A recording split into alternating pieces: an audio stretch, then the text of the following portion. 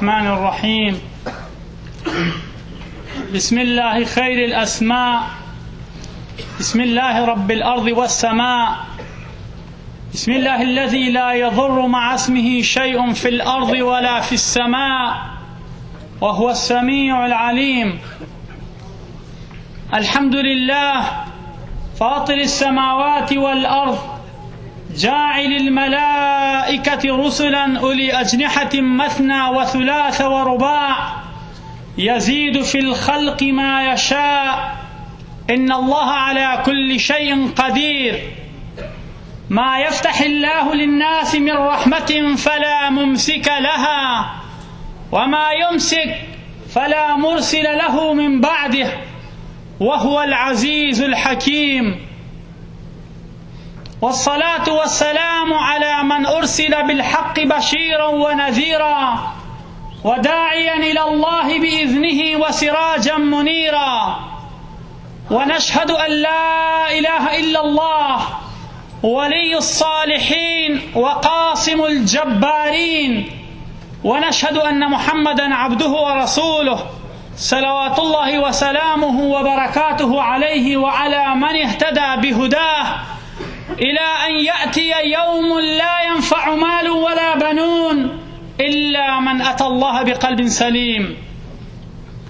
يا أيها الناس اتقوا ربكم الذي خلقكم من نفس واحدة وخلق منها زوجها وبث منهما رجالا كثيرا ونساء، واتقوا الله الذي تساءلون به والأرحام،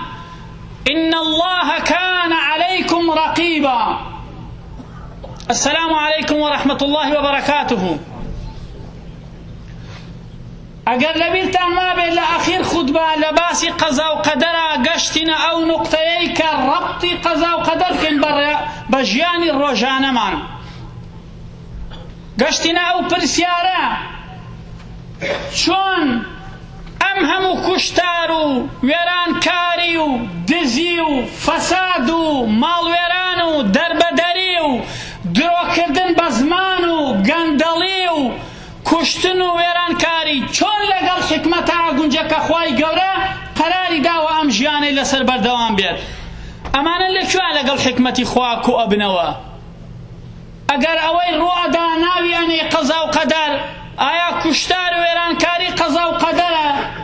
ئەگەر ئەوەی ڕوئەدا کە بریتیە لە برسیکردنی خەڵک و دەربەدەرکردنی خەڵک و حساب نەکردن و نەخوێندنەوەی خەڵک و ئیهمالکردنی میلەتێ جاری وەها، ئایا قەزا و قەدەرە؟ ئێمە وەکو میلەتی کورد زۆرجار لە خۆمان ئەپرسین، ئەوە قەزا و قەدەر و ئێمە کەوتینە ئەو وڵاتە و چوار دەورمان هەمووی گورگە و خۆشمان یارمەتی دەری گورگەکەین. جاگەر نەبووینە یا باشتر نەبوو؟ چۆن ئەم هەموو تاوان و جەرایمە لەگەڵ حکمەتا کۆ ئەبێتەوە، لەگەڵ علمی خوا کۆ ئەبێتەوە، لەگەڵ ڕەحمەتی خوا کۆ ئەبێتەوە، لەگەڵ عەدالەتی خوا کۆ ئەبێتەوە کە سەرچاوەی ڕئیسی قەزا و قەدەر ئەم چوار سیفەتەی خوایە؟ وەڵامەکەی زۆر ڕوون و ئاشکرایە. وەڵامەکەی ئەوەیە خوای گەورە هەر هەموو ئینسانەکانی لە ئادەم دروست کردووە، هەندێکی خۆڵەمێش نییە و هەندێکی ئاڵتون کە ئەمڕۆ لە موجتەمەعات وا سەیری یەکترەکەن، هەندێکی بریتی نییە لە پلەیەکی بەرزوەوی کە خزمەتکار بێ، هەندێکی ئەوە نییە ڕەسمی هەڵبواسێ و ئەوی کە چەپڵەی بۆ لێ بدا، هەندێکی ئەوە نییە هەر کۆی کاتەوە نەزانێ ئەکوێی کە وەکو مەنفەلوتی ئەڵێ ئەوی کەش لە برسیانە سکی قۆڕەی بێت. نا، ئەوە لەگەڵ عەدالەتی خوا کۆ نابێتەوە. خوا کە هەمووی لە ئادەم دروست کرد، كلكم من آدم وآدم من تراب، دەوای عەدالەتی لێکردن، دەوای ئەوەی لێکردن حساب بۆ یەکتر بکەن. بەڵام پێشی فەرمووین کە ئێوە ئینسانن،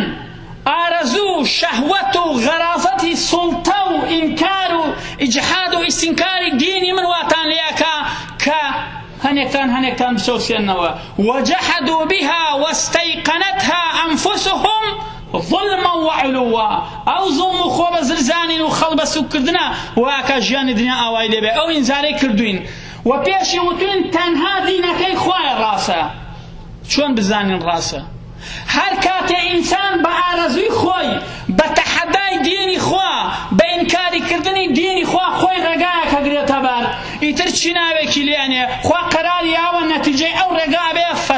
و کوشتار و دەربەدەر و کاولکاری بێت نابێ نەتیجەی ئەو ڕێگایە شتێکی باش بێت چونکە ئەو ڕێگایە لەگەڵ دینی خوا معارضە بەڵام ئەگەر ڕێگایەک بوو موافقی دینی خوا بوو فەبیها وەنیعمە هەر کاتێ ئینسان بە ئارەزی خۆی و ڕێگا بگرێتە بەر ئەبێ نەتیجەکەی وێرانکاری و کاولکاری بێ بۆ ئینسان بیر بکاتەوە کە خۆ چەند جار من محاڵی ئەم ڕێم کردم ڕێگە هەر غەڵەت بوو ئەم مەبدەی شەرقی غەربی شیمال جنوب هەموویمان هێنا هەمووی بینین ئەمڕۆ خەڵک لاف و گزاف و دەفی بۆ لێدا هەموویمان تاقی کردەوە خۆ نەگەشتینە نەتیجەیەکی خۆشبەختی نەگەشتینە نەتیجەیەکی سلمێکی ئیجتیماعی نەبوونی زوڵمێک نەگەشتینە ئارامیەک دەیەڵا نەتیجەی ئەخیرە بێ بۆ لای دینی خوا بڕێتەوە بەڵام خوا فەرزی ناکە بۆ پێغەمبەر صلی الله علیه و سلم لە حەدیثێکا فەرمێ هەر کەسێ خوای گەورە ئەو تەمەنی با بگاتە 60 ساڵ 60 مەبەستی 60 نییە بالضبط یعنی تەمەنی لەسەری بلوغەوە کە 40 ساڵە لە ڕشد و بلوغ لە ئیسلامە بە 40 ساڵ حسابەکێ هەر کەسێ ئەو نەخوا تەمەنی با بگاتە ئەوە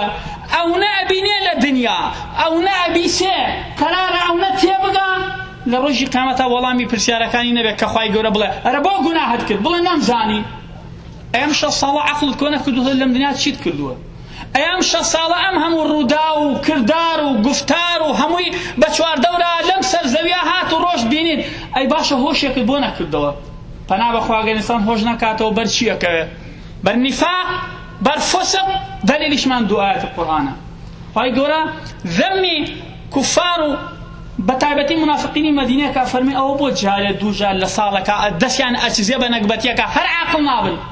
لە ساڵەکە جارێ دوو جار هیوایە لە هەموو تەمەنی عاقڵ نابێ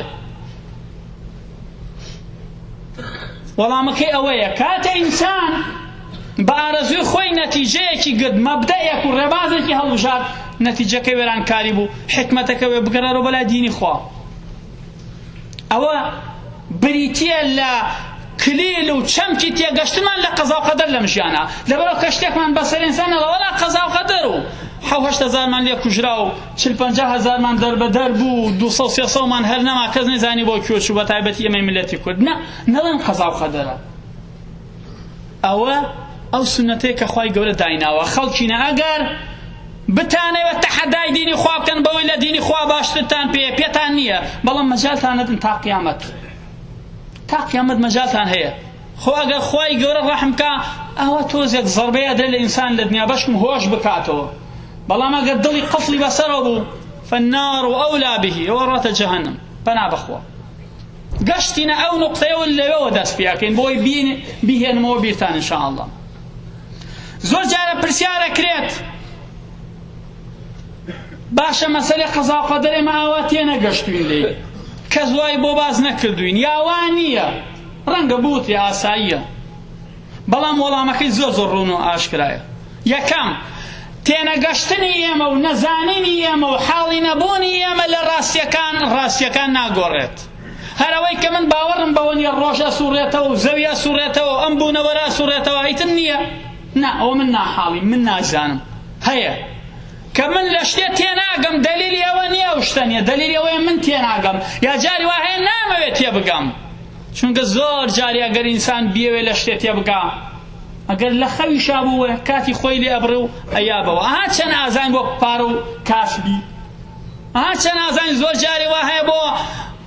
هەڵکەندنی چاڵ بۆ یەکتر ئەی بۆ لەوە تێگەن بۆ لەمە تێناگەین ئەگەر بتەوێت لە شتێ تێبگەی کاتی بۆ پەیاکەی جهدی بۆ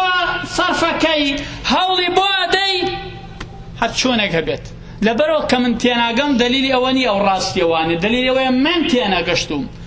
ئەمە یەک دوو زۆر جارە حاڵی نیم تێبگەم ئامادەیم نییە خوای گەورە دوو شت لە ئینسان دەواکە لە هەر هەنگاوێکە لە هەر ئیشێکە لە هەر قسەیەکە لە هەر بیرکردنەوەیەکە یەک ئەبێ بزانی ئیستعداد هەیە بۆ شتە بۆ نمونە مناڵێکی شیرەخۆر کە ساڵێکە تەمەنی ئیستعدادی هەیە بۆ خواردن بەڵام بڕۆ لە جاتی شیر گۆشتی بەرەی کوژی ڕاستە ئیستعدادی هەیە ضرورە بە خواردن بەڵام چ خواردنیە ئایا احتیاجە بە هەموو خواردنیە ئەمە مهمە خوای گەورە داوا هەر شتێکمان لێ بکە یەک ئینسانەکان ئیستعدادان هەیە دەلیلمان ئەو کەسەی خوای گەورە عەقڵی لێ سەندووەتەوە ئیستعدادی نییە خوای گەورە محاسەبەی ناکە ئەو کەسەی کە چاوی نییە باسی نەزەری لەلا چیەکەی ئەو کەسەی کە گوێچکەی ئیش ناکا باسی غەیبەتی لەلا چیەکەی خوای گەورە ئەو قووەتەی لێ سەندووەتەوە ئەو ئیستعدادەی نییە لەبەرەوە داوای لێ ناکرێت ئەمە یەک دوو ئایا محتاجی بەو شتە ئایا ضروری بەو شتە ئەم دوو نوقتە لە هەر شتێکە خوای گەورە لە قیامەتە محاسەبەی ئینسان لەسەرەکە ئەگەر علم و تێگەشتنی دینەکە ئیستعدادمان هەیە هەمووان الحەمدولله زۆر زیرەکین زۆر زڵم و لێ هاتوین لە شتە دنیایەکانە وقد مكروا مكرهم وعند الله مكرهم وإن كان مكرهم لتزول منه الجبال وخوا بو شيطان كان نالب بو إنسان كان نالب كزول لي هاتون فتوفيلي وان هي كشبا ما أسمانا شياك شاخك بابا أسمانا بلان بوتي قشنيشتك ما بس